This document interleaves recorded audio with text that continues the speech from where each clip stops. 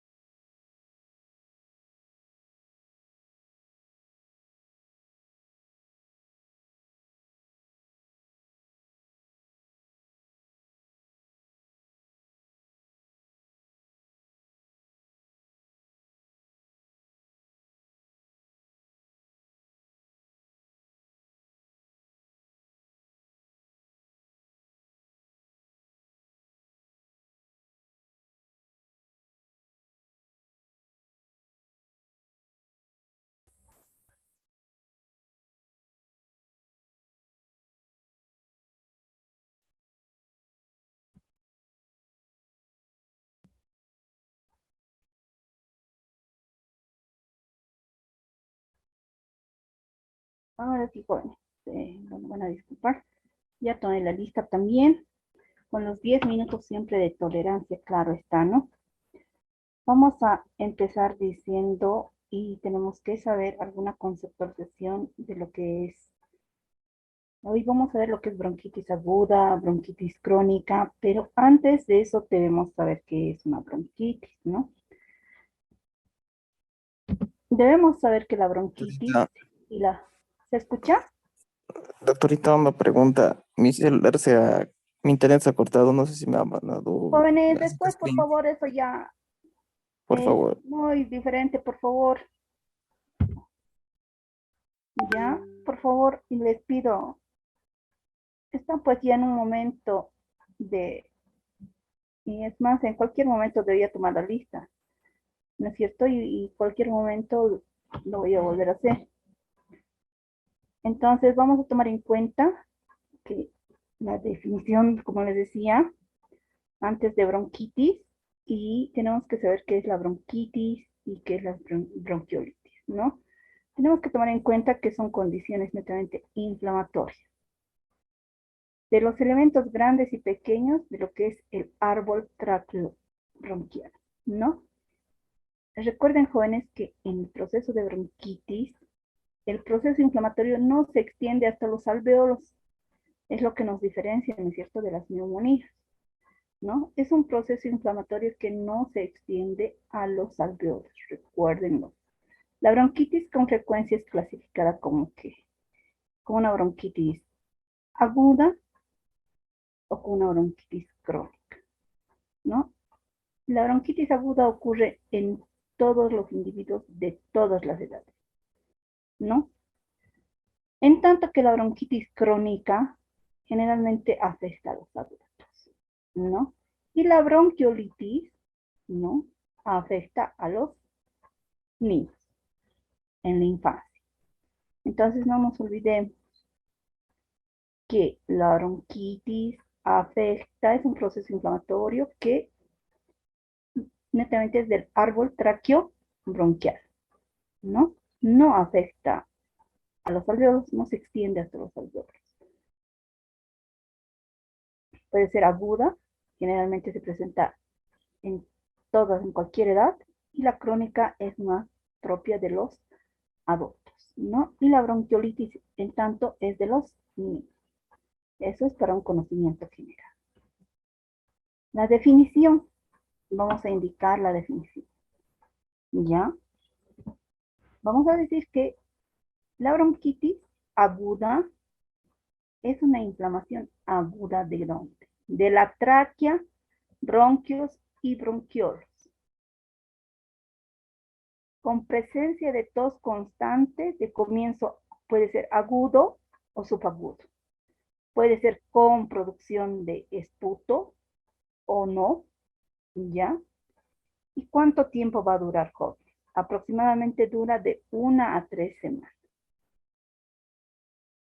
Y en ocasiones se puede acompañar de algún síntoma como la rinorrea, que es el moquito que tenemos, ¿no es cierto?, por la nariz, la gripe, un dolor faríngeo, que es una disfagia, y la fiebre, ¿no?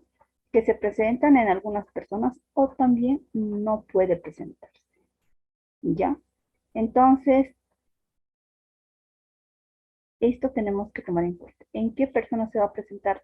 Puede presentar fiebre cuando hay un proceso de una infección por Bordetella pertussis, por Mycoplasma pneumoniae, ¿no? Que a veces en estos cuadros suele durar más de 3, incluso semanas. Entonces, recordemos que es una inflamación de la tráquea, bronquios, bronquiolos, con presencia de tos constante, que puede ser una tos productiva o una tos improductiva. Y dura de 1 a 3 semanas. ¿Ya? ¿En qué casos se puede prolongar esto? En infecciones como la Bordetella pertussis, ¿no? O por micoplasma.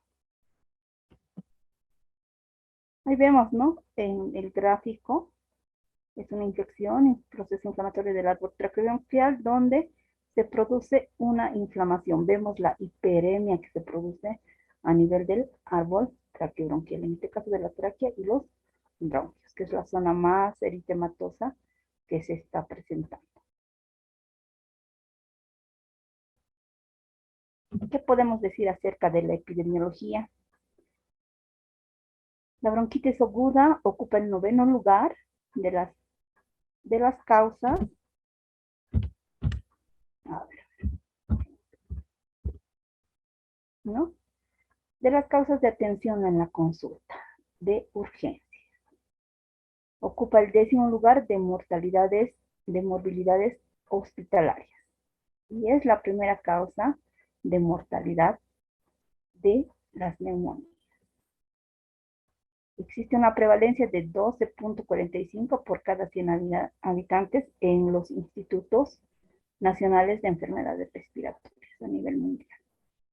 Entonces, debemos tomar en cuenta que ocupa el 9º lugar de causas de la consulta en las urgencias respiratorias. 10º lugar en morbilidad y primer lugar en mortalidad, pero a consecuencia por complicación de una neumonía más. ¿Ya? ¿Cuáles son los factores de riesgo que debemos mencionar? En todo paciente con bronquitis aguda debemos tomar en cuenta que la edad, el estado de salud del paciente, ¿no es cierto? Puede ser pacientes que tienen ya una enfermedad de base. tenemos que tomar en cuenta el clima. Generalmente se presenta en las épocas de invierno, ¿no? Y también en el cambio de lo que es la primavera, del otoño a la primavera. Cambios bruscos de temperatura, otras contaminantes como la contaminación del medio ambiente, exposiciones, ¿no es cierto?, continuas a polvos y demás. Y también otro factor de riesgo es el paciente tabaquista, que es más fácil que se predisponga a una bronquitis aguda y posteriormente a una bronquitis crónica. ¿Cuál va a ser la etiología, jóvenes? La causa de la bronquitis aguda puede ser viral, bacteriana y tenemos otras causas.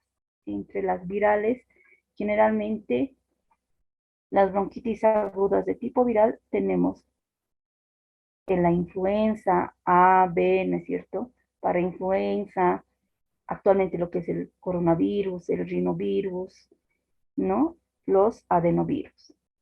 Entre las causas bacterianas tenemos lo que es la Bordetella pertussis, el Mycoplasma pneumoniae, la Clamida pneumoniae y el Haemophilus influenza, ¿no? Entre las virales la más común es la parainfluenza y el coronavirus. Entre las bacterianas, generalmente el Haemophilus influenza. Entre otras causas, tenemos lo que es la inhalación por tóxicos, tenemos lo que es el tabaquismo y tenemos lo que es también la contaminación ambiental, que pueden ser causas de producir una bronquitis aguda.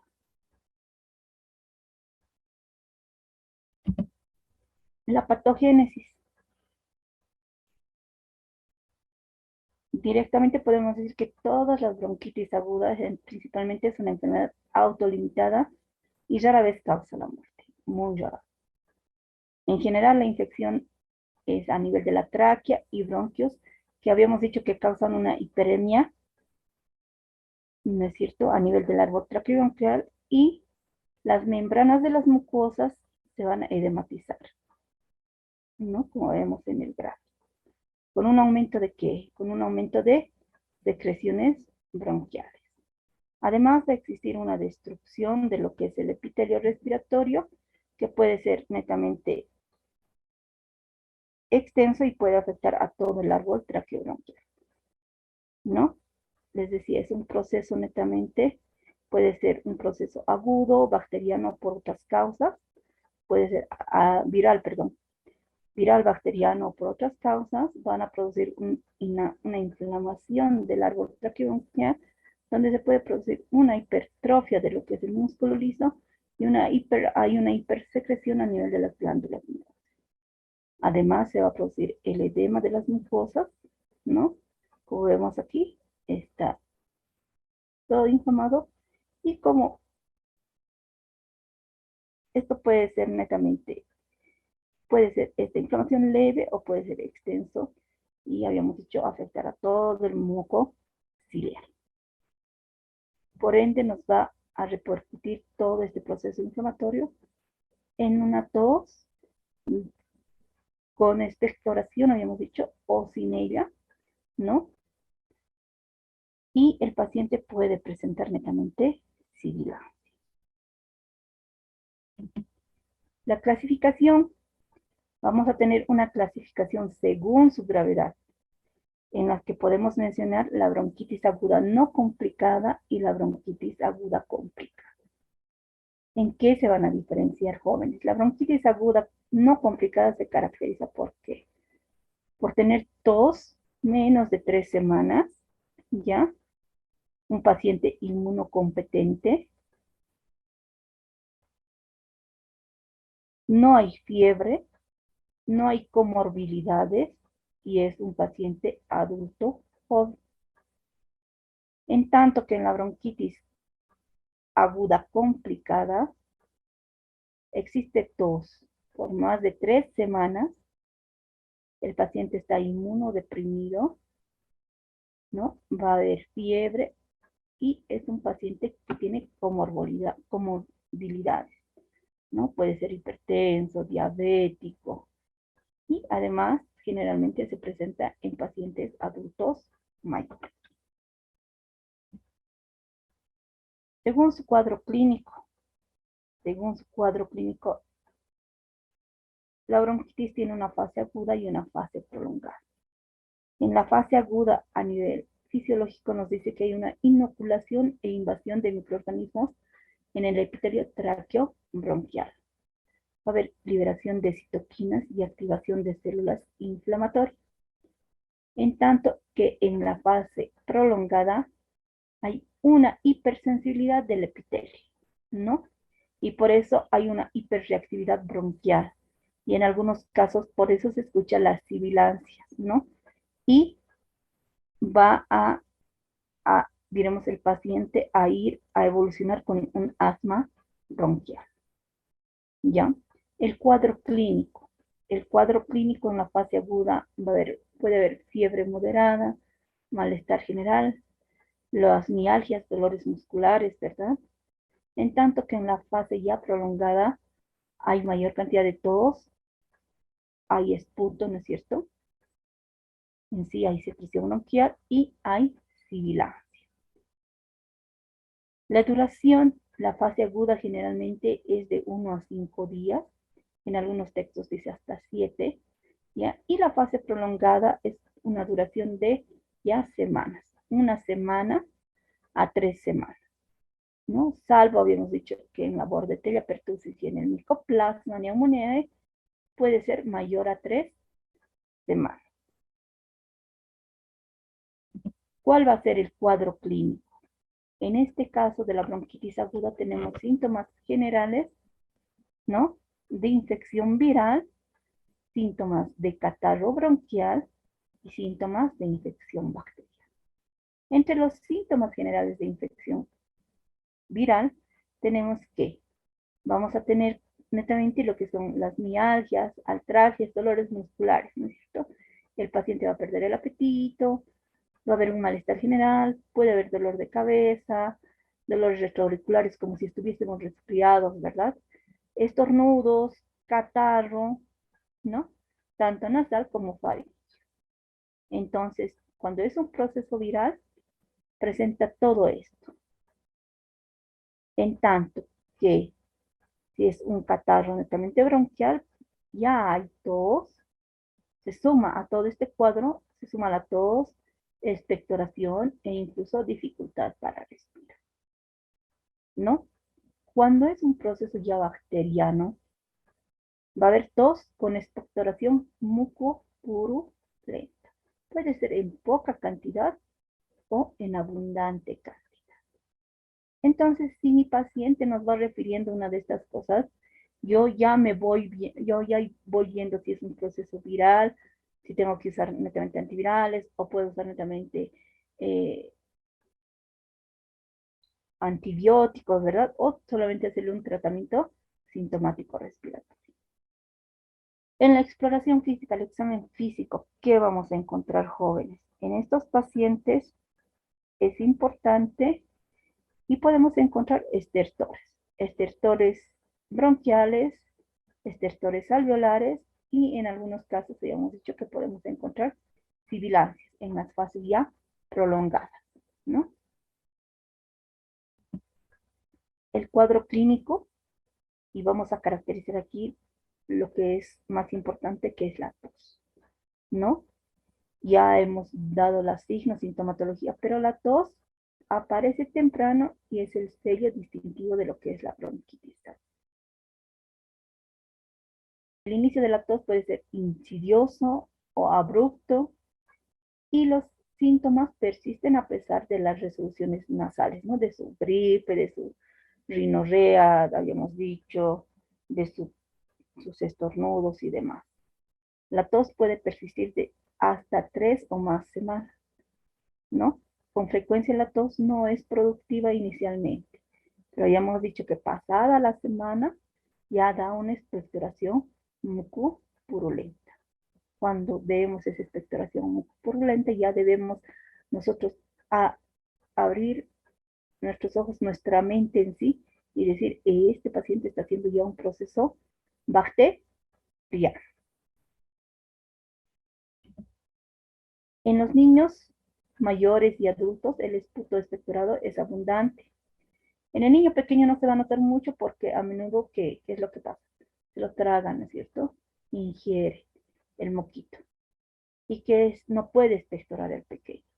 Y en estos niños, ¿qué les produce? Les produce náuseas, les puede producir vómito. Entre otros síntomas que no hemos mencionado, también está lo que es la disnea y la cianosis, que son signos ya de obstrucción de la vía aérea, ¿no? Generalmente se presenta en un paciente que ya tiene una enfermedad crónica pulmonar como es el EPOC, pero estos pacientes ya al tener una enfermedad crónica obstructiva pueden hacer procesos de bronquitis aguda, ¿ya? La fiebre, hemos dicho que hay fiebre, ¿no? Muy raras veces excede de los 39 grados centígrados. ¿Cómo vamos a hacer nuestro diagnóstico? El diagnóstico lo vamos a hacer en base a lo que es la anamnesis, si se dan cuenta que es tan importante la semiología y la exploración física. Entonces, en la anamnesis, ¿qué tenemos que tomar en cuenta? Habíamos dicho toda la sintomatología. El paciente nos va a contar si hay tos, no hay tos, cuánto tiempo está durando esa tos, si es con expectoración, si es productiva o improductiva, ¿verdad? Y es qué color, qué características tiene la tos, incluso nosotros podemos diferenciar eso, ¿no? Nos va a referir malestar general, alzas térmicas y rinorrea. Y en la exploración física, ¿qué vamos a ver en nuestro paciente al revisarle nosotros? Al hacer el examen físico, vamos a tener un paciente que tiene una disnea leve, hayamos dicho puede haber estertores, puede haber crepitantes, incluso puede llegar a haber sibilancia. En estos pacientes no es necesario pedir una placa de rayos X, ¿no? Siempre tenemos que ver la evolución de cada paciente. Podemos pedirle al paciente con un tratamiento de 3 días, al tercer día venga un control para ver si solicitamos exámenes complementarios, ¿no? Aparte del examen físico, la anamnesis y demás, podemos pedir también cultivos, ¿no? Cultivos bacterianos de esputo, ¿no? Cultivo y antibiograma, incluso podemos pedir de esputo expectorado generalmente, ¿no? Son de utilidad limitada. También se puede pedir cultivos virales y actualmente lo que se está haciendo, ¿no? Los antígenos virales. Pero ahora estamos haciendo en casos sospechosos de coronavirus, porque anteriormente no se hacía estos antígenos virales. Y tenemos las pruebas de PCR, de inmunofluorescencia, ¿no? Incluso pruebas para hemófilos de influenza, para descartar si es o no, en este caso un COVID, un coronavirus, o es netamente un hemófilos de influenza. ¿Cuál va a ser el tratamiento? Tenemos un tratamiento netamente no farmacológico, ¿no? Y hemos dicho que si es un proceso inicial, vamos a explicarle a nuestro paciente, ¿no? Y si es un proceso netamente viral, como habíamos dicho que ocupa el 60 al 90% de las enfermedades, el paciente, ¿qué va a necesitar? No necesita netamente reposo, hidratación abundante, ¿no? Podemos evitar netamente irritantes ambientales, tabaco, gas, tóxicos, y podemos usar en estos pacientes antipiréticos y analgésicos. Por eso es un tratamiento sintomático, ¿no? Cuando vemos que el paciente está con gripe y demás, ¿yo para qué le puedo dar antibióticos si sé generalmente que la mayoría de las gripes es por un proceso viral? El antibiótico poco va a actuar, ¿no es cierto? Y esa es la parte que a veces no entendemos. Y en cuanto el paciente o la persona tiene gripe, está tomando amoxicilina, acitromicina, ciprofloxacina, lo que guste, ¿no es cierto? Como ya es de como es de venta libre, el paciente se automedica. Y dice, no me sano. Pero ¿cómo se va a sanar si es un proceso viral, joven? El proceso viral no nos ayuda nada un antibiótico, ¿verdad? Solamente el tratamiento es sintomático. Si hay fiebre, le damos medicamento para la fiebre.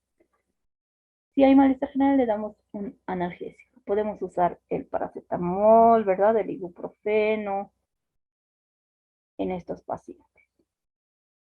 E incluso podemos utilizar hasta los antigripales, ¿no? Que nos van a ayudar a calmar el malestar general del paciente. Pero el antibiótico muy poco nos va a hacer efecto. Ya, esto en el caso de tratamiento no farmacológico. En el caso de tratamiento farmacológico, pues tenemos que tomar en cuenta lo que habíamos dicho, ¿no? En el caso de una bronquitis viral, vemos el tratamiento es sintomático, lo que les decía. Podemos utilizar eh, no antibióticos, ¿no? Podemos utilizar antitusígenos, broncodilatadores, ¿no? Eh, podemos, en el caso de las infecciones agudas bacterianas, podemos utilizar ya una antibioterápica empírica, ¿no? Podemos hacer uso de antibióticos. ¿Qué medicamentos podemos usar en este caso en el tratamiento farmacológico? Lo que les decía, si hacemos analgesia y hacemos netamente bajamos la temperatura, medicamentos antipiréticos, vamos a utilizar lo que es el paracetamol, ¿no es cierto? Que viene de cuánto, jóvenes, de 500 miligramos, incluso de 1 gramo, ¿no es cierto? El ibuprofeno que viene de 200, de 400, de 600 hasta de 800 miligramos. Dependiendo de cada concentración, vamos a administrar de 4 a 6 horas. En el caso de los que vienen de 500 miligramos, el paracetamol y el ibuprofeno de 400 o 600, podemos administrar cada 4 a 6 horas, ¿no? Siempre hay que tener el cuidado. Como ustedes bien saben, la administración de ibuprofeno en menores de 3 meses, en ancianos y en pacientes con función renal alterada, ¿no? Podemos usar agonistas beta 2, corticoides, aerosoles, salbutamol, ¿no es cierto? Para pacientes con una tos persistente e hiperreactiva. Hayamos dicho que esa tos es bien irritativa, ¿no? Porque hay una hiperreactividad bronquial. La tos, podemos utilizar medicamentos antitusivos, como lo que es el dextrometorfano cada 12 horas, cada 8 horas, perdón. Y entonces más graves y secas podemos utilizar también la codeína cada 12 horas. Recordemos que en algunos pacientes la codeína les produce sueño. Entonces, por eso el periodo de 12 horas. Y el dextrometorfano cada 8 horas. ¿Qué otros medicamentos podemos utilizar? En caso de que veamos y con la sintomatología podamos ya diferenciar si es un proceso bacteriano, podemos utilizar antibióticos como la eritromicina, la tetraciclina, que vienen de la presentación es de 500 miligramos. Recuerden que todo antibiótico debemos utilizar entre 7 a 10 días. 7 como mínimo y 10 como máximo, ¿no? Podemos utilizar la eritromicina, les decía, la tetraciclina de 500 miligramos cada 6 horas, la amoxicilina de 500 miligramos cada 8 horas, ¿no? Podemos utilizar el trimetoprim, el sulfamethoxazol, igual cada 12 horas, y las cefalosporinas, como ejemplo la ciprofloxacina, cada 12 horas, ¿no? Por 10 días. Y actualmente estamos usando bastante en los casos de coronavirus, ¿no? La acitromicina. 500 miligramos cada día por 3 días. Pero hemos visto también que cada paciente es tan diferente que a veces prolongamos incluso el uso de la acitromicina hasta 5 a 7 días. ¿Cuál va a ser el pronóstico en estos pacientes jóvenes? Si la persona no tiene una enfermedad pulmonar crónica, ¿no? Los síntomas generalmente desaparecen en una semana a 2 semanas, de 7 a 14 días, ¿no? Sin embargo, en algunos pacientes el alivio es completo y la tos a veces puede demorarse en la remisión, ¿no? Pero el pronóstico generalmente es bueno, excepto si tiene una patología de base que nos puede llevar a reactivar su enfermedad. En el caso de los pacientes asmáticos, en el caso de los pacientes con EPOC, que vamos a ir viendo posteriormente. Entonces, esto en cuanto se refiere a lo que es la bronquitis aguda. ¿Cuál va a ser la diferencia entre lo que es la bronquitis crónica?